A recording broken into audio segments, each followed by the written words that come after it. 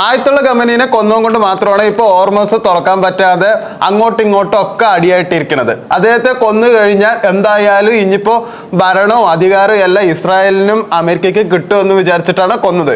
അതിന് മൊസാദ് എന്ന ചാര സംഘടന ചെയ്തത് എന്താ വെച്ചാൽ ഇറാനിലെ മുൻ പ്രസിഡന്റായ മുഹമ്മദ് അജാദി നജാദ് പറഞ്ഞ വ്യക്തിയെ കൂട്ടുപിടിച്ചിട്ട് ഈ ഗമനി എവിടെയുള്ള സ്ഥലം കാണിച്ചു കൊടുക്കാനാണ് പറഞ്ഞത്. കാരണം ഈ ഗമനി മരിച്ച ഓട്ടോമാറ്റിക്കലി അവർക്ക് എന്തായാലും അധികാരം കിട്ടും, ഈ നജാദ് എന്ന വ്യക്തി അവിടെ പ്രസിഡന്റും ആക്കുക, അയാൾ ഒരു ഡമ്മി പ്രസിഡന്റും ആക്കുക എന്നൊക്കെ വിചാരിച്ചിട്ടാണ് ചെയ്തിട്ടുണ്ടായിരുന്നത്. പക്ഷെ സംഭവം നേരെ നടന്നത് തിരിച്ചാണ്. ആയത്തുള്ള ഗമനീനെ നിങ്ങൾ കൊന്നു കഴിഞ്ഞപ്പോൾ ഇപ്പൊ എല്ലാം കൂടി താറുമാറായി, എല്ലാ രാജ്യക്കാരും ഇപ്പൊ പ്രശ്നത്തിലും ആയിട്ടിരിക്കുകയാണ്. ഞാൻ അന്നേ പറഞ്ഞിട്ടുണ്ടായിരുന്നു, ആയത്തുള്ള ഗമനിയെ നിങ്ങൾ കൊല്ലുമ്പോൾ എന്തായാലും നിങ്ങൾക്ക് എന്തായാലും അധികാരം കിട്ടില്ല, അതെന്തായാലും ഇറാൻ തന്നെ വീണ്ടും അധികാരം പൂളിലും അവരെന്തായാലും നല്ല രീതിയിൽ തിരിച്ചടിക്കുന്നുള്ളത്.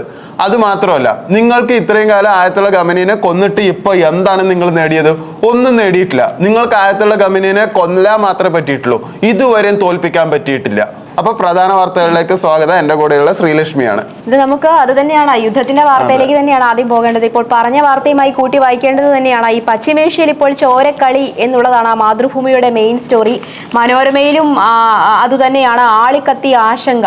അതുപോലെ തന്നെ ആ ഒരു വാർത്തയെക്കുറിച്ച് കൂടുതൽ നോക്കുകയാണ് എങ്കിൽ ആഗോള എണ്ണ നീക്കത്തിലെ തന്ത്രപ്രധാന ചരക്കിടനാഴിയായ ഹോർമൂസ് കടലിടുക്കിന്റെ നിയന്ത്രണവും കപ്പൽ നീക്കവും സംബന്ധിച്ച തർക്കത്തിൽ പശ്ചിമേഷ്യ സംഘർഷഭരിതമാണ്. കുറച്ചു നാളുകളെ നമ്മൾ ഇന്നലെയും പറഞ്ഞ കാര്യം തന്നെയാണ്, സംഘർഷം വീണ്ടും വീണ്ടും വർദ്ധിച്ചുകൊണ്ടിരിക്കുകയാണ്. അതിനകത്ത് ഒരുപാട് ആളുകൾക്ക് പരിക്കേൽക്കുന്ന ഒരു സാഹചര്യം, അതുപോലെ തന്നെ ഇന്ത്യൻ നാവികർക്ക് പരിക്കേൽക്കുന്നു, മരണപ്പെടുന്നു, അങ്ങനെയുള്ള വാർത്തകളൊക്കെ ഉണ്ടായിരുന്നു ഇന്നലെ. അപ്പോൾ ഇതിന്റെ കൂടുതൽ വാർത്തകളിലേക്ക് നോക്കുകയാണ് എങ്കിൽ നമുക്കറിയാം, ഇപ്പോൾ ആക്രമിക്കപ്പെട്ടത് UAE-യുടെ 2 കപ്പലുകളാണ്. 9 ഇന്ത്യൻ നാവികർക്ക് പരിക്ക്. കഴിഞ്ഞ ദിവസം നമ്മൾ കണ്ടിരുന്നു, കുറച്ചുപേരെ രക്ഷപ്പെടുത്തിയിരുന്നു. അപ്പോൾ ഒരാളെ കാണാനില്ല, അതിൽ തിരച്ചിൽ തുടരുന്ന ഒരു സാഹചര്യമൊക്കെ ഉണ്ടായിരുന്നു. അപ്പോൾ ആക്രമിക്കപ്പെട്ടത് UAE-യുടെ 2 കപ്പലുകൾ, 9 ഇന്ത്യൻ നാവികർക്ക് പരിക്ക്. ഇറാൻ ഉപസ്ഥാനപതിയെ വിളിച്ചു വരുത്തി പ്രതിഷേധം അറിയിച്ച ഇന്ത്യ ഞായറാഴ്ച കടലിൽ കാണാതായ ഇന്ത്യക്കാരന്റെ മരണവും സ്ഥിരീകരിച്ചു. പശ്ചിമേഷ്യൻ സംഘർഷത്തിൽ ഇതുവരെ കൊല്ലപ്പെട്ടത് 13 ഇന്ത്യക്കാർ. അപ്പോൾ ഒന്ന് ഓർത്തു നോക്കൂ, സംഘർഷം വീണ്ടും വീണ്ടും വലിയ ഒരു പശ്ചിമേഷ്യ വീണ്ടും ഒരു യുദ്ധത്തിന്റെ നിഴലിൽ നിൽക്കുകയാണ്. അതിന്റെ പ്രത്യാഘാതങ്ങൾ ഏറ്റുവാങ്ങിക്കൊണ്ടിരിക്കുകയാണ്. അതിനിടെ ഹോർമൂസ് കടലിടുക്കിൽ 12-ന് പുലർച്ചെ ചരക്ക് കപ്പലിന് നേരെയുണ്ടായ ഇറാന്റെ മിസൈൽ ആക്രമണത്തിൽ കാണാതായ ഇന്ത്യൻ നാവികൻ മരിച്ചതായി സ്ഥിരീകരിക്കുന്ന ഒരു വാർത്ത കൂടി പുറത്തു വന്നിട്ടുണ്ട് കേട്ടോ. അപ്പോൾ ഫെബ്രുവരി 28-ന് ആരംഭിച്ച പശ്ചിമേഷ്യൻ സംഘർഷത്തിൽ 13 ഇന്ത്യക്കാർ കൊല്ലപ്പെട്ടതായും 3 പേരെ കാണാതായതായും വിദേശകാര്യ മന്ത്രാലയം സ്ഥിരീകരിച്ചിട്ടുണ്ട്. നിലവിൽ ഇന്ത്യൻ പതാകയുള്ള 7 കപ്പലുകളാണ് ഇപ്പോൾ ഹോർമൂസ് കടലിടുക്കിൽ പടിഞ്ഞാറൻ തീരത്തുള്ളത്. ഹോർമൂസ് ഇറാൻ അടച്ചതിനാൽ യാത്ര അനിശ്ചിതത്വത്തിലായി എന്നുള്ള വാർത്തയാണ്. അപ്പോൾ ഈ പെട്ടെന്നൊരു ദിവസം ഹോർമൂസ് കടലിടുക്ക് അടയ്ക്കുന്നു, തുറക്കുന്നു, ഇങ്ങനെയുള്ള കാര്യങ്ങളൊക്കെ വരുമ്പോൾ അതിനകത്ത് ഇപ്പോൾ നമ്മൾ കണ്ടതാണ്, ഈ വാർത്തയുടെ ഗൗരവം ഇപ്പോൾ വായിച്ച കാര്യങ്ങൾക്ക് അകത്ത് തന്നെ വ്യക്തമാണെന്നുള്ളതാണ്. ഈ 2 കപ്പലുകൾക്ക് നേരെയുണ്ടായ ആക്രമണം, അതുപോലെ ഒമാൻ തീരത്തുണ്ടായ ആക്രമണം, അതൊക്കെ യഥാർത്ഥത്തിൽ ആളുകൾക്ക് കൂടുതൽ യുദ്ധഭീതി, ലോകത്തെ മൊത്തം ഭീതിയിലാഴ്ത്തുന്ന ഒരു യുദ്ധത്തിന് കളം ഒരുങ്ങുകയാണ് എന്നുള്ളതാണ്. ചിലയിടത്ത് 3ാം ലോക യുദ്ധത്തിലേക്ക്, മഹായുദ്ധത്തിലേക്കൊക്കെ പോകുമോ എന്നുള്ള ചോദ്യങ്ങളൊക്കെ ഈ ഒരു കാരണം കൊണ്ട് പലരും പറയുന്നു, അല്ലെങ്കിൽ ചില ആളുകൾ അതിനെക്കുറിച്ച് ചർച്ച ചെയ്യുന്നുണ്ടെന്നുള്ളതാണ്. എന്തായാലും ആളിക്കത്തിയ ആശങ്ക ആകെ പശ്ചിമേഷ്യയെ വീണ്ടും അഗ്നിക്കിരയാക്കാതിരിക്കട്ടെ എന്ന് മാത്രമേ പറയാനുള്ളൂ. ഇപ്പോൾ തന്നെ മരണം നമ്മൾ കണ്ടു, എത്ര പേർ മരിച്ചു, ആളുകൾക്ക് പരിക്ക് പറ്റി, അതുപോലെ രക്ഷപ്പെടുത്തിയവരുടെ എണ്ണമൊക്കെ നമ്മൾ കണ്ടു. ഇനിയും ഇങ്ങനെ ഇതിൽ 2 രാജ്യങ്ങളും അതായത് വാദപ്രതിവാദങ്ങൾ നിർത്തിക്കൊണ്ട്, അതായത് ഇപ്പോൾ ട്രംപ് കുറെ അവകാശവാദങ്ങളുമായിട്ട് വരുന്നുണ്ട്. അതുപോലെ തന്നെയാണ് ഇപ്പോൾ ട്രംപിന്റെ കാര്യം പറഞ്ഞപ്പോഴാണ്, അതേസമയം US നാവികസേനയുടെ സഹായത്തോടെ ഹോർമൂസ് കടലിടുക്കിൽ കപ്പലുകൾ കടത്തിവിടുന്നതിന് 20% ട്രോൾ നിരക്ക് ഈടാക്കുമെന്ന പ്രഖ്യാപനം US പ്രസിഡന്റ് ഡൊണാൾഡ് ട്രംപ് പിൻവലിച്ചു. പകരം ഗൾഫ് രാജ്യങ്ങളുമായി വ്യാപാര നിക്ഷേപ കരാറുകൾ ഉണ്ടാക്കും എന്നുള്ളതാണ് ഇപ്പോൾ ട്രംപിന്റെ ഒരു തീരുമാനം എന്ന് പറയുന്നത്. തീരുമാനങ്ങൾ അങ്ങോട്ടും ഇങ്ങോട്ടും മാറുന്നു, സംഘർഷഭരിതമായി പശ്ചിമേഷ്യ ആളിക്കത്തുന്നു. ഇനിയൊരു വലിയ പ്രത്യാഘാതം അവിടെ ഉണ്ടാകാതിരിക്കട്ടെ, അല്ലെങ്കിൽ ചോരപ്പുഴ ഒഴുകുന്ന ഒരു സാഹചര്യത്തിലേക്ക് പോകാതിരിക്കട്ടെ എന്ന് മാത്രമേ പറയാനുള്ളൂ. അതാണ് ഈ ഒരു വാർത്തയുടെ സാരാംശം എന്ന് പറയുന്നത്. ഇനി മറ്റൊരു വാർത്തയിലേക്കാണ്. ഈ മന്ത്രിക്ക് പോലും രക്ഷയില്ല, അതായത് സൈബർ ആക്രമികൾ വ്യാജ ഫോട്ടോ പ്രചരിപ്പിച്ചു, മന്ത്രിക്കും രക്ഷയില്ല എന്നൊരു വാർത്തയുണ്ട് കേട്ടോ. ഓൺലൈൻ അതിക്രമം തന്നെയാണ്.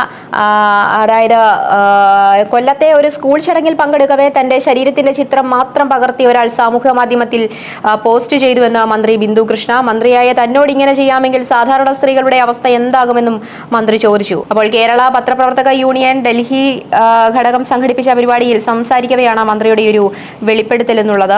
ആരും ആയിക്കോട്ടെ, മന്ത്രി ആയിക്കോട്ടെ, കളക്ടർ ആയിക്കോട്ടെ, അതുമല്ലെങ്കിൽ മറ്റേതെങ്കിലും ഉദ്യോഗസ്ഥരായിക്കോട്ടെ, സ്ത്രീ ആണോ അത് തന്നെയാണ്. അതൊരു കാഴ്ചപ്പാടിന്റെ പ്രശ്നമാണ്. ആ ഒരു കാഴ്ചപ്പാട് തിരുത്താതെ സ്ത്രീയെ സ്ത്രീയായിട്ട്, അതായത് അത് ഏത് ഉദ്യോഗസ്ഥ അല്ലെങ്കിൽ ഏത് ഉദ്യോഗസ്ഥയാണ് അല്ലെങ്കിൽ ഏത് തലത്തിൽ നിൽക്കുന്ന വ്യക്തിയാണ് എന്നുള്ളതൊന്നും ചിലർക്കൊന്നും ബാധകമല്ല. അത് സ്ത്രീയാണോ എന്നുള്ളത് മാത്രമാണ്. നമ്മൾ കേട്ടിട്ടില്ലേ, സ്ത്രീ എന്ന് പറഞ്ഞാൽ അവിടെ നിൽക്കുമെന്ന് പറയുന്ന ചില ആൾക്കാരുണ്ട്. അതായത് ചിലരാണ് കേട്ടോ, അത് സമൂഹത്തെ ഒട്ടടങ്കം അല്ലെങ്കിൽ ഒന്നാകെ ഞാൻ അവഹേളിക്കുന്നതല്ല, എല്ലാ പുരുഷന്മാരും ഒരുപോലെയാണെന്ന് പറയുകയുമില്ല. പക്ഷേ ചിലരുണ്ട്, ചിലർക്ക് അതൊരു എന്താണ് പറയുക, അതിനൊക്കെയുള്ള ഒരു പേരെന്ന് പറയുന്നത്, അത് ഞാനിപ്പോൾ പറഞ്ഞാൽ അത് വളരെ മോശമായി പോകും. അതുകൊണ്ട് തന്നെ കൃത്യമായ രീതിയിൽ ആ ഒരു കാര്യത്തെ സൂചിപ്പിക്കാൻ നമുക്ക് മറ്റു പല വാചകങ്ങളും ഉപയോഗിക്കാൻ സാധിക്കും. അപ്പോൾ ഈ ഒരു ബിന്ദു കൃഷ്ണ ആയിക്കോട്ടെ, മന്ത്രി ആയിക്കോട്ടെ, കളക്ടർ ആയിക്കോട്ടെ, അതുമല്ലെങ്കിൽ അധ്യാപിക ആയിക്കോട്ടെ, അതുമല്ലെങ്കിൽ ഏതെങ്കിലും ഒരു ഉദ്യോഗസ്ഥ ആയിക്കോട്ടെ, മാധ്യമപ്രവർത്തക ആയിക്കോട്ടെ, ഇതിനൊന്നും ഉദ്യോഗസ്ഥ അല്ലെങ്കിൽ ഏത് സ്ഥാനത്തിരിക്കുന്ന വ്യക്തിയാണെന്നുള്ളതല്ല അവിടെ അതാരും നോക്കില്ല. അതല്ല അവിടെ പ്രധാനപ്പെട്ടത്. സാധാരണ സ്ത്രീകൾക്ക്. അപ്പോൾ മന്ത്രി പറയുകയും ചെയ്യുന്ന ഒരു കൃത്യമായ ഒരു കാര്യമുണ്ട് കേട്ടോ. അതായത് തനിക്ക് അത് ചിലപ്പോൾ താങ്ങാനായിട്ട് സാധിച്ചുവെന്ന് വരും. അതായത് ഇതിനെതിരെ ഒട്ടേറെ പരാതികളും നൽകിയെന്നാണ് മന്ത്രി പറഞ്ഞിട്ടുള്ളത്. അപ്പോൾ ഇത്തരം അധിക്ഷേപങ്ങൾ തന്നെ ബാധിക്കാറില്ലെങ്കിലും സാധാരണക്കാരായ സ്ത്രീകൾക്ക് ഒരുപക്ഷെ ഇത് താങ്ങാനാവില്ല എന്നാണ് അവർ പറയുന്നത്. ശരിയാണ്, സാധാരണക്കാരായ സ്ത്രീകൾക്ക് പെട്ടെന്ന് ഒരു ദിവസം ഇങ്ങനെ ഒരു സംഭവം ഉണ്ടാകുമ്പോൾ പെട്ടെന്ന് അത് വലിയ ബുദ്ധിമുട്ടിലേക്ക് തന്നെയായിരിക്കും നയിക്കുക. ആത്മഹത്യയിലേക്ക് വരെ സ്ത്രീകൾ കടന്ന് ചെല്ലാനുള്ള സാധ്യതയുണ്ട്. അതായത് പിന്നീട് എന്തിന് ജീവിച്ചിരിക്കണം എന്നുള്ളൊരു ചോദ്യവും, അതുപോലെ തന്നെ സമൂഹത്തിന് മുന്നിൽ തലയുയർത്തി നിൽക്കുന്ന സ്ത്രീകളായിരിക്കും. പക്ഷേ എങ്ങനെ സമൂഹത്തെ നേരിടും? അല്ലെങ്കിൽ ഇപ്പോൾ അതാണല്ലോ പ്രശ്നം. നമുക്ക് കുടുംബത്തിലുള്ളവർ വലിയ രീതിയിലുള്ള ഒരു പിന്തുണ നൽകിയാലും സമൂഹത്തിലേക്ക് ഇറങ്ങുമ്പോൾ ഉണ്ടാവുന്ന മാനക്കേട് അത് നമുക്ക് തിരുത്താൻ സാധിക്കില്ല. ഇപ്പോൾ 1000 ആളുകളുടെ വായടയ്ക്കാൻ നമുക്ക് സാധിക്കില്ല. അതുകൊണ്ട് തന്നെ ആ ഒരു നാണക്കേടുണ്ട് എന്നുള്ള പേരുകൊണ്ട് അല്ലെങ്കിൽ അത്തരത്തിലുള്ള ഒരു പേരിൽ പലരും ജീവൻ അവസാനിപ്പിക്കാൻ പോലും തുനിയും എന്നുള്ളതാണ് ആ ഒരു വാർത്തയിൽ നിന്ന് മനസ്സിലാക്കേണ്ടത്. സൈബർ അക്രമികളാണ് എങ്കിൽ പോലും ഈ ആക്രമണം നടത്തുന്നവർക്കും വീട്ടിൽ അമ്മയും പെങ്ങന്മാരും ഭാര്യമാരും അവർക്ക് കുഞ്ഞുങ്ങളും ഒക്കെ ഉണ്ട്, പെൺകുട്ടികളൊക്കെ ഉള്ളവർ പ്രത്യേകിച്ച്. അപ്പോൾ ഇങ്ങനെയുള്ളവർ, ഇപ്പോൾ ഈ ഒരു കേസിൽ പ്രതിയായ ആളുകൾ വിവാഹിതരാണോ എന്നൊന്നും നമുക്കറിയില്ല, ഉറപ്പില്ല. പക്ഷേ വീട്ടിൽ അമ്മയും പെങ്ങന്മാരും ഒക്കെ ഉണ്ടെങ്കിൽ അല്ലെങ്കിൽ പെങ്ങളും ഒക്കെ ഉണ്ടെങ്കിൽ, അതുമല്ലെങ്കിൽ സ്വന്തം പെങ്ങൾ വേണ്ട, കൂട്ടുകാരികൾ കാണുമല്ലോ, കൂട്ടുകാരികളായിട്ടുള്ള വ്യക്തികൾ കാണുമല്ലോ, അല്ലെങ്കിൽ അടുത്ത സഹോദരിമാരായിട്ട് നിൽക്കുന്ന കുടുംബത്തിൽപ്പെട്ട പെൺകുട്ടികൾ കാണുമല്ലോ. അപ്പോൾ അതുകൊണ്ട് തന്നെ എല്ലാ പെണ്ണുങ്ങൾക്കും അല്ലെങ്കിൽ എല്ലാ സ്ത്രീകൾക്കും മാനത്തിന് ഒരേ വിലയാണ്, അല്ലെങ്കിൽ അത് വലിയ വിലപ്പെട്ട ഒന്നാണ്. അതുകൊണ്ട് തന്നെ ഇത്തരത്തിലുള്ള വേണ്ടാധീനങ്ങൾ കാണിക്കാതിരിക്കുക എന്ന് മാത്രമേ പറയാനുള്ളൂ. ഇതിനൊക്കെ എന്ത് പറയാനാണ്? നടപടിയെടുക്കുക എന്ന് പറഞ്ഞു കഴിഞ്ഞാൽ നടപടിയെടുക്കാം, പക്ഷേ ഇതിനുണ്ടാകുന്ന മാനക്കേട് മാറാൻ പോകുന്നില്ല. സാധാരണക്കാരായ ആളുകൾക്കിടയിൽ വലിയ രീതിയിലുള്ള ഒരു നാണക്കേട് ഉണ്ടാകുമെന്നൊരു പരാതി അല്ലെങ്കിൽ അങ്ങനെയുള്ള കാര്യങ്ങൾ വരുമ്പോൾ മനസ്സിൽ അത്ര ഉറപ്പില്ലാത്ത ആളുകളാണെങ്കിൽ ഉറപ്പായും ജീവൻ നഷ്ടപ്പെടുത്തുക എന്നുള്ള ഒരു തീരുമാനത്തിലേക്ക് തന്നെ കടക്കും. അതുകൊണ്ട് തന്നെ ആ ഒരു വാർത്തയെക്കുറിച്ചൊന്ന് പറഞ്ഞു എന്നേ ഉള്ളൂ, ഒന്ന് സൂചിപ്പിച്ചു എന്നേ ഉള്ളൂ. വളരെ പ്രധാനപ്പെട്ട വാർത്തയായിട്ട് കണ്ണിൽ പെട്ടതുകൊണ്ട് വായിച്ചതാണ് കേട്ടോ. പിന്നെ അടുത്തൊരു ന്യൂസ് ആണ്. ഇവിടെ കേരളത്തിൽ എന്തായാലും സ്വർണ്ണക്കൊള്ള നടക്കുന്നുണ്ട്, അയോധ്യയിലും അതുപോലത്തെ നടക്കുന്നുണ്ട്. ഇപ്പൊ വേറൊരു ക്ഷേത്രത്തിലാണ് നടക്കുന്നത്. ഇത് സ്വർണ്ണക്കൊള്ളയല്ല, വെള്ളിന്റെ കൊള്ളയാണ്. വൈഷ്ണവി ദേവി ക്ഷേത്രത്തിലും തട്ടിപ്പ്, 550 കോടിയുടെ വെള്ളി വ്യാജം. അയോധ്യ രാമക്ഷേത്രം, ബദ്രിനാഥ് ക്ഷേത്രം എന്നിവിടങ്ങളിലെ വിവാദങ്ങൾ കത്തി നിൽക്കുന്നതിടെ ജമ്മു കാശ്മീരിലെ വൈഷ്ണവി ദേവി ക്ഷേത്രത്തിലും തട്ടിപ്പ് നടന്നുവെന്ന് ആരോപണം.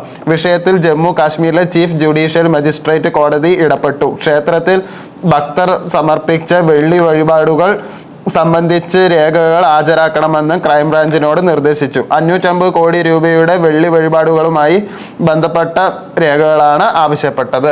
ക്ഷേത്രം ഏതുമായിക്കോട്ടെ, സ്വർണം വെള്ളിയോ എന്തുമായിക്കോട്ടെ, നമുക്ക് കൊള്ളയാണ് പ്രധാനം കേട്ടോ.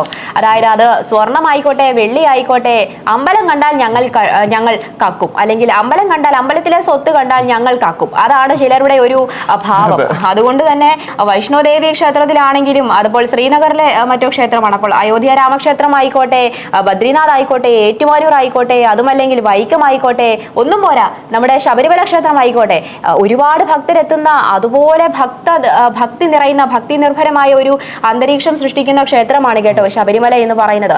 അതുകൊണ്ട് തന്നെ ഏത് ക്ഷേത്രവും ആയിക്കോട്ടെ, ഞങ്ങൾ ഞങ്ങൾ കക്കും, ഞങ്ങൾ കക്കാൻ ഇറങ്ങിയാൽ കട്ടിട്ടേ കീറൂ എന്നുള്ളതാണ് ചിലരുടെ ഭാവം. അതുകൊണ്ട് ഇതിനൊക്കെ എങ്ങനെയാണ് തടയിടുക എന്നുള്ളത് അറിയില്ല. കേസുമായി മുന്നോട്ട് പോവുക അല്ലെങ്കിൽ അന്വേഷണം പുരോഗമിക്കുക എന്ന് പറഞ്ഞാൽ തട്ടിയും തടഞ്ഞു നിൽക്കുക എന്ന് മാത്രമായിരിക്കും ചിലപ്പോൾ സംഭവിക്കുക. അതുകൊണ്ട് തന്നെ ഇപ്പോൾ ശബരിമല വിഷയത്തിൽ നമ്മൾ കണ്ടതാണല്ലോ, എത്ര പേരാണ് ഊരിപ്പോയത്. കൊച്ചുണ്ണി ഊരിപ്പോയതുപോലെ വളരെ ലളിതമായിട്ട് ഊരിപ്പോരുകയാണ് കേസിൽ നിന്ന്. അപ്പോൾ പ്രതികളായിട്ടുള്ളവർ സമൂഹത്തിൽ വിലസി നടക്കുന്നുണ്ടെന്നുള്ള കാര്യം ആരും മറക്കരുത്. അതുകൊണ്ട് തന്നെ പ്രതിഷേധങ്ങൾ ഉന്നയിച്ചവർ തന്നെ മറ്റു പലയിടങ്ങളിലും മൗനം പാലിക്കുന്നതായിട്ടുള്ള കാര്യങ്ങളും ശ്രദ്ധയിൽപ്പെടുന്നുണ്ട്. അതുകൊണ്ട് അത്തരത്തിലുള്ള കാര്യങ്ങളും ഈ ക്ഷേത്രങ്ങളെ കൊള്ളയടിക്കുക ആദ്യം നിർത്തുക, അല്ലെങ്കിൽ ക്ഷേത്രങ്ങളെ കൊള്ളയടിക്കുന്നത് നിർത്തുക. അത് ക്ഷേത്രം എന്ന് പറയുന്നത്, അതായത് അവിടെ കയറി ഈ വഴിയിലൂടെ പോകുന്നവർക്ക് എല്ലാവർക്കും കയറി നിരങ്ങാനുള്ള സ്ഥലങ്ങളല്ല ക്ഷേത്രങ്ങൾ എന്ന് പറയുന്നത്. അത് ഭക്തർക്കുള്ള ക്ഷേത്രമാണ്. സമാധാനത്തിന് വേണ്ടി ആളുകൾ കണ്ടെത്തുന്ന ഒരു മാർഗം കൂടിയാണ് കേട്ടോ ഈ ഭക്തി, അല്ലെങ്കിൽ ഈ ഭക്തിസാന്ദ്രമായ സ്ഥലത്തിരിക്കുക എന്നുള്ളതൊക്കെ പറയുന്നത്. അതുകൊണ്ട് തന്നെ അങ്ങനെയുള്ള സ്ഥലങ്ങളെ കൊള്ളയടിക്കാതിരിക്കുക. വെള്ളിയാണെങ്കിലും സ്വർണ്ണമാണെങ്കിലും അത് അവിടെ ഇരുന്നോട്ടെന്നേ, നമ്മൾ കഷ്ടപ്പെട്ടാൽ നമുക്ക് ജീവിക്കാനുള്ള വഴി ഉണ്ടാക്കാമല്ലോ. ഈശ്വരന്റെ മുതൽ കട്ടെടുത്തിട്ട് വേണ്ട ജീവിക്കാൻ എന്നുള്ള തീരുമാനം എടുക്കുക. അതല്ലാതെ ക്ഷേത്രങ്ങളെ ഇങ്ങനെ മുടിപ്പിക്കരുത്. ദൈവങ്ങളെ വിറ്റ് കാശുണ്ടാക്കാതിരിക്കുക എന്ന് മാത്രമാണ് ഈ വാർത്തയിൽ നിന്ന് മനസ്സിലാക്കാനുള്ളത്. അപ്പോൾ കോടിയുടെ വെള്ളി വ്യാജമാണ് കേട്ടോ, വ്യാജമാണ്. വെറുതെ ആയി പോയി കേട്ടോ കഷ്ടപ്പാട്, വെറുതെ കഷ്ടപ്പെട്ടു എന്നുള്ളതാണ്. കഠിനാധ്വാനത്തിനാണ് ഫലമില്ലാതെ പോയി. പക്ഷെ അത് നല്ല ഉദ്ദേശത്തിന് അല്ലാത്തത് കൊണ്ട് തന്നെ കഠിനാധ്വാനത്തിന് ഫലമില്ലാതായി പോയത് നല്ല കാര്യം എന്ന് തന്നെ ഞാൻ പറയൂ. നമ്മൾ ഈ യുദ്ധത്തിന്റെ കാര്യം പറഞ്ഞു, പശ്ചാത്തലം പറഞ്ഞു, പശ്ചിമേഷ്യയിലെ ഒരു യുദ്ധഭീതിയെ കുറിച്ചൊക്കെ പറഞ്ഞു. അതിനകത്ത് കൂട്ടി വായിക്കേണ്ട മറ്റൊരു കാര്യമാണ് ഈ ആഗോള വിപണിയെ വലിയ രീതിയിൽ ബാധിക്കും കേട്ടോ ഈ യുദ്ധത്തിന്റെ പ്രത്യാഘാതങ്ങൾ എന്ന് പറയുന്നത്. വളരെ മോശമായിട്ട് തന്നെ.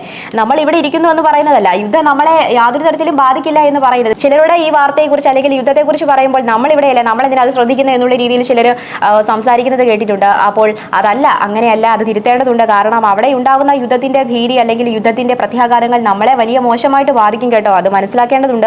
അന്താരാഷ്ട്ര ബെഞ്ച് മാർക്കായ ബ്രെന്റ് ക്രൂഡ് വില വീപ്പയ്ക്ക് $87.31 ഉയർന്നിരിക്കുകയാണ്. അപ്പോൾ 5% ഇപ്പോൾ വർധനവ് ഉണ്ടായിരിക്കുന്നത്. അപ്പോൾ അങ്ങനെ ഒരു വാർത്തയുണ്ട്. അതുപോലെ തന്നെ ഓഹരിയിലും ഇടിവുണ്ടായിട്ടുണ്ട്. രൂപയ്ക്ക് നഷ്ടം സംഭവിച്ചിട്ടുണ്ട്. ഈ ഡോളറുമായുള്ള വിനിമയത്തിൽ രൂപയുടെ മൂല്യം താഴേക്കാണ്.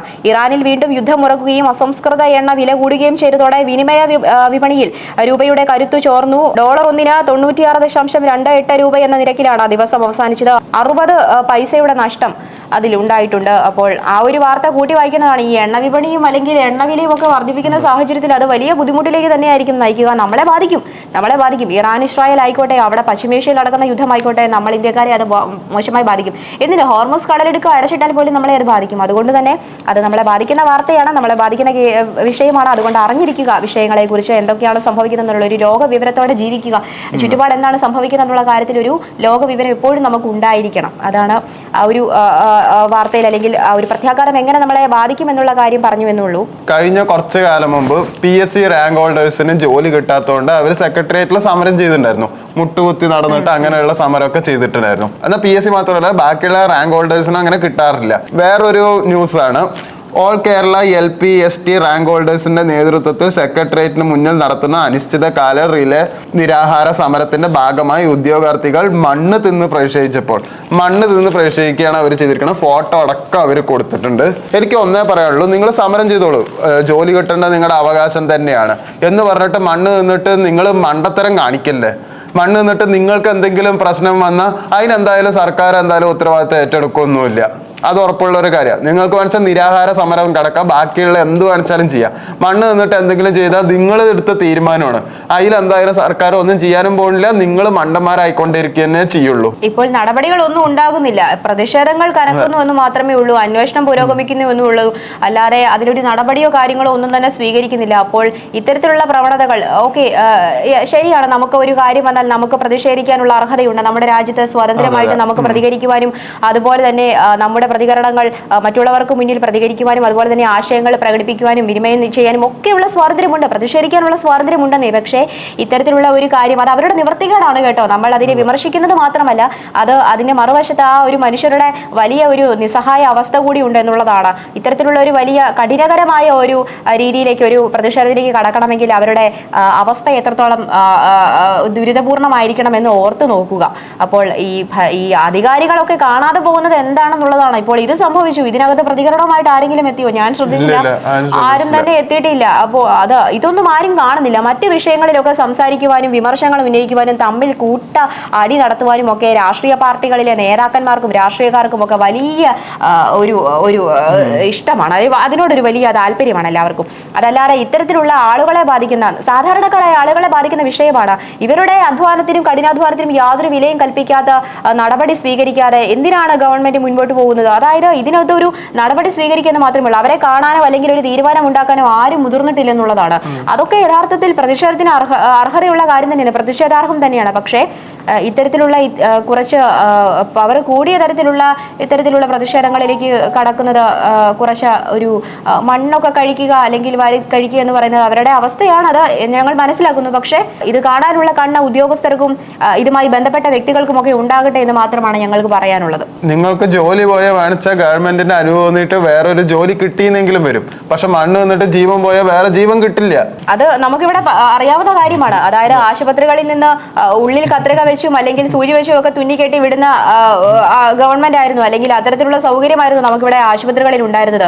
അതുകൊണ്ട് തന്നെ ഇങ്ങനെ സംഭവിച്ചാലും ജോലിയിൽ ഒരു പ്രശ്നം സംഭവിച്ചപ്പോൾ ഇടപെടാത്ത അല്ലെങ്കിൽ പ്രതികരിക്കാത്ത ആളുകൾ അങ്ങനെ ഒരു വിഷയം സംഭവിച്ചു കഴിഞ്ഞാൽ ഒഴിഞ്ഞു മാറി പോവുകയുള്ളൂ എന്നുള്ള മനസ്സിലാക്കാനുള്ള ഒരു ബോധ്യം അല്ലെങ്കിൽ ഒരു ബോധം എല്ലാവർക്കും ഉണ്ടാകണമെന്ന് മാത്രമാണ്. ആരും ഇതിൽ പ്രതികരിക്കില്ല. അതൊരു സത്യാവസ്ഥയാണ്, അതൊരു വാസ്തവമാണ്. അത് മനസ്സിലാക്കുക. ഇനിയും അല്ലെങ്കിൽ ഇനി വ്യക്തിപരമായി ഇവരെ കണ്ട് സംസാരിക്കുക. അതല്ലാതെ ഇതിനകത്ത് മറ്റൊരു നിവൃത്തി ഉണ്ടെന്ന് എനിക്ക് തോന്നുന്നില്ല. അല്ലാതെ നമ്മൾ ഈയിടെ അടുത്തായി എന്നും പറയുന്ന കാര്യമാണ് ഈ ഉദ്യോഗാർത്ഥികളുടെ കാര്യം, PSC അന്വേഷണത്തിന്റെ കാര്യം. നടപടികളൊക്കെ മുന്നോട്ട് പോകുന്നുണ്ട്. എന്ത് നടപടിയാണ് കൃത്യമായി എടുക്കുന്നത് ഇവർ? എന്നും അന്വേഷണങ്ങൾ പോകുന്നു, ഡിജിറ്റൽ പരിശോധനകൾ, കഴിഞ്ഞ ദിവസം രേഖകൾ സമർപ്പിക്കുന്നു, അല്ലെങ്കിൽ അത്തരത്തിലുള്ള മൊഴി എടുക്കുന്നു, പരിശോധിക്കുന്നു, ഒക്കെ നടക്കുന്നുണ്ട്. പക്ഷേ കൃത്യമായ രീതിയിലുള്ള ഒരു തീരുമാനമോ നടപടിയോ ഇതിനകത്തൊന്നും ഉണ്ടാകുന്നില്ല എന്നുള്ളത് വലിയ വീഴ്ചയായിട്ട് തന്നെയാണ് ഞങ്ങൾ അടിവരയിട്ട് പറയുന്നത്. അതിൽ ഗവൺമെന്റിനെ ചെയ്യാൻ പറ്റുന്ന കാര്യങ്ങൾ കൃത്യമായി ചെയ്യുക, അതിൽ കൂടുതൽ ശ്രദ്ധ കൊടുത്ത് ഈ വിഷയത്തിൽ കൃത്യമായ ഒരു പരിഹാരം കണ്ടെത്തുവാനായിട്ട് സർക്കാർ പരമാവധി ശ്രമിക്കുക എന്ന് മാത്രമാണ് ഈ വിഷയത്തിൽ പറയാനുള്ളത്. കാരണം ഇതിലിപ്പോൾ നിങ്ങൾക്ക് മണ്ണ് വെച്ചിട്ട് എന്തെങ്കിലും സംഭവിച്ചാൽ ലാസ്റ്റ് ഗവൺമെന്റിനെ തടി തപ്പാൻ എളുപ്പ വഴിയായി. നിങ്ങൾ വരുത്തി വെച്ച തന്നെയല്ലേ എന്ന് പറഞ്ഞിട്ട് അവര് തടി തപ്പേ ഉള്ളൂ. ഒന്നാമത് പ്രതിഷേധിക്കാനുള്ള സ്വാതന്ത്ര്യം ഓരോ ദിവസം ഇല്ലാതായിക്കൊണ്ടിരിക്കുകയാണ്. അതുകൊണ്ട് തന്നെ ഇത്തരത്തിലുള്ള കാര്യങ്ങൾ വരുമ്പോഴും ആരും അതിനോട് പ്രതികരിക്കുകയോ അല്ലെങ്കിൽ മുഖം തിരിച്ച് നടക്കുകയോ ചെയ്യും എന്നുള്ളതാണ് ഒരു വിലയിരുത്തൽ. അങ്ങനെയാണ് എനിക്ക് തോന്നുന്നത് കേട്ടോ. ഇനി ഒരു പാലാ വാർത്തയിലേക്കാണ് നമ്മൾ പോകുന്നത്. കഴിഞ്ഞ ദിവസം നമ്മൾ പറഞ്ഞിരുന്നു ഈ ഇടതുമുന്നണി 21-ാം തീയതി അവിശ്വാസ പ്രമേയം അവതരിപ്പിക്കും, അതായത് നഗരസഭാ ചെയർപേഴ്സണെതിരെ. അപ്പോൾ ആ ഒരു വാർത്തയുടെ ഒരു പ്രധാനപ്പെട്ട ഒരു വിവരത്തിലേക്ക് തന്നെയാണ് ഇന്നിപ്പോൾ കടക്കുന്നത്. നഗരസഭാ കൗൺസിലിൽ അധ്യക്ഷയ്ക്കെതിരെ പരസ്യ നിലപാടുമായി ഉപാധ്യക്ഷ. തുടർച്ചയായി 4 ദിവസം നടക്കുന്ന കൗൺസിൽ യോഗങ്ങളിലെ ആദ്യ യോഗത്തിൽ മഴക്കാലപൂർവ്വ ശുചീകരണത്തിലെ വീഴ്ച ചൂണ്ടിക്കാട്ടി LDF കൗൺസിലർമാർ ആരോപണമായി എഴുന്നേറ്റതോടെ ഇതിനെ പിന്തുണച്ചാണ് ഉപാധ്യക്ഷ മായ രാഹുൽ അധ്യക്ഷ ദിയ ബിനു പുളിക്കക്കണ്ടത്തിനെതിരെ വിമർശനം ഉന്നയിച്ചത്. അപ്പോൾ നഗരസഭാ അധ്യക്ഷയ്ക്കെതിരെ LDF നൽകിയ അവിശ്വാസ പ്രമേയം 21-ന് ചർച്ചയ്ക്ക് എടുക്കാനിരിക്കുമ്പോഴാണ് അതിനിടെയാണ് ഇത്തരത്തിലുള്ള ഒരു നീക്കം എന്നതാണ് ശ്രദ്ധേയം.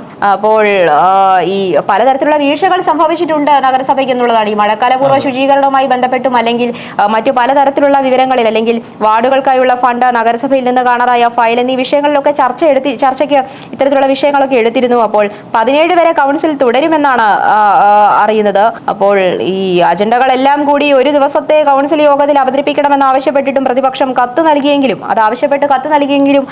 ആവശ്യം പരിഗണിച്ചില്ല എന്നൊരു വാർത്തയും കൂടി ഇതിനകത്തുണ്ട് കേട്ടോ. അപ്പോൾ മായ രാഹുൽ ഈ ഒരു LDF കൗൺസിലർമാരുടെ ആരോപണത്തെ പിന്തുണച്ചുകൊണ്ടാണ് ഇപ്പോൾ നിൽക്കുന്നത് എന്നുള്ളതാണ്. അപ്പോൾ എന്തായാലും ഈ ചിത്രം സഹിതമാണ് നൽകിയിരിക്കുന്നത്. അധ്യക്ഷയ്ക്കെതിരെ ദിയ ബിനുവിനെതിരെ കോൺഗ്രസ് അംഗം ബിജു മാത്യൂസ് ഫയൽ ഉയർത്തിക്കാട്ടി ബഹളം വെക്കുന്നു. അപ്പോൾ ദിയയുടെ അച്ഛനും കൗൺസിലറുമായ ബിനു പുളിക്കക്കണ്ടവും ഉപാധ്യക്ഷ മായ രാഹുൽ സമീപത്ത് നിൽക്കുന്ന ഒരു ചിത്രമാണ് ഇപ്പോൾ ഇതിനകത്ത് നമുക്ക് ഈ വാർത്തയ്ക്ക് ഉള്ളിൽ നൽകിയിട്ടുള്ള ഒരു ചിത്രം എന്ന് പറയുന്നത്. എന്തായാലും പാലായിൽ സംഘർഷം എന്ന് പറയാൻ പറ്റില്ല, പക്ഷേ വിവാദമാണ് പാലായിലെ വാർത്തകൾ. നഗരസഭയുമായി ബന്ധപ്പെട്ട ഭരണസ്തംഭനം, ഒരു പ്രതിസന്ധിയൊക്കെ നിലനിൽക്കുന്ന സാഹചര്യം. അപ്പോൾ അതൊരു വലിയ വാർത്തയായിട്ട് തന്നെ കാണേണ്ടിയിരിക്കുന്നു. ഇന്നലെ നമ്മൾ പാലായെ പറ്റി നല്ലൊരു വാർത്തയാണ് കേട്ടോ പറഞ്ഞത്. മദ്യവുമായി ബന്ധപ്പെട്ടിട്ട് ഇന്നലെ അല്ല കഴിഞ്ഞ ദിവസം തൂഫാനുമായി ബന്ധപ്പെട്ട് 1000 പേർ വിമുക്തി നേടി എന്നുള്ളൊരു വാർത്തയാണ് നൽകിയത്. അന്ന് ഒരു അല്പം സമാധാനം കിട്ടുന്ന അല്ലെങ്കിൽ അല്പം സന്തോഷകരമായ ഒരു വാർത്ത പാലായിൽ നിന്ന് വായിക്കാൻ സാധിച്ചു. ഇന്നിപ്പോൾ വീണ്ടും നമ്മൾ നഗരസഭയിലേക്ക് തന്നെയാണ് ചെന്നത്. നഗരസഭയിൽ പ്രധാനപ്പെട്ട വാർത്തയാണ് ഇപ്പോൾ വിശകലനം ചെയ്തത്. അടുത്ത ബിസിനസ് ന്യൂസ് ആണ്. ടാറ്റ ക്യാപിറ്റൽ സ്വർണ്ണപ്പണയ വായ്പാ രംഗത്തേക്ക്. സാധാരണ സ്വർണ്ണപ്പണയത്തിന്റെ കുറെ ഫൈനാൻസ് സ്ഥാപനങ്ങൾ ഇവിടെ ഇപ്പോൾ നിറയുണ്ട്. അതിൻ്റെ കൂടെ ടാറ്റ പ്രൈവറ്റ് ലിമിറ്റഡിന്റെ അവരുടെ സ്വർണ്ണപ്പണയ സ്ഥാപനം ഇപ്പോൾ വീണ്ടും തുടങ്ങാൻ പോവുകയാണ്. അങ്ങനെ ഒരു ന്യൂസാണ് ശരിക്കും പറഞ്ഞാൽ അതിൽ ഉള്ളത്.